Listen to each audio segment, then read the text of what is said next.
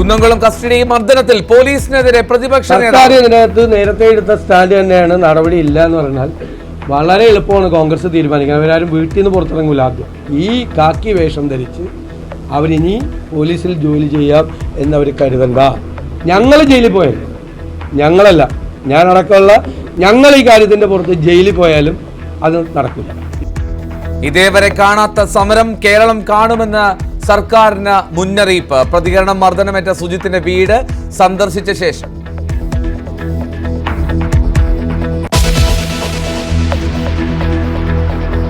Rahul മാങ്കൂട്ടത്തിനെതിരായ വെളിപ്പെടുത്തലുകളിൽ crime branch അന്വേഷണം മുന്നോട്ട്. ഇതുവരെ 5 പേരുടെ മൊഴി രേഖപ്പെടുത്തി.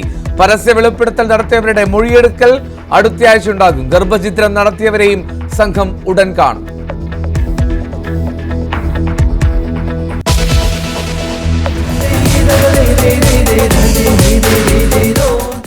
തിരുവോണം ആഘോഷിച്ച് ലോകമെമ്പാടുമുള്ള മലയാളികൾ.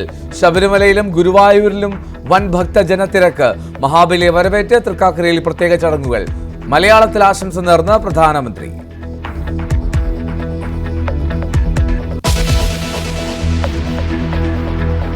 ഓണനാളുകളിലെ മദ്യവിൽപ്പനയിൽ ഇക്കുറിയും റെക്കോർഡ്.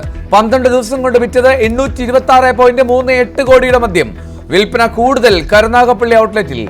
6 ഔട്ട്ലെറ്റുകളിൽ 1 കോടിക്ക് മുകളിൽ വിൽപ്പന.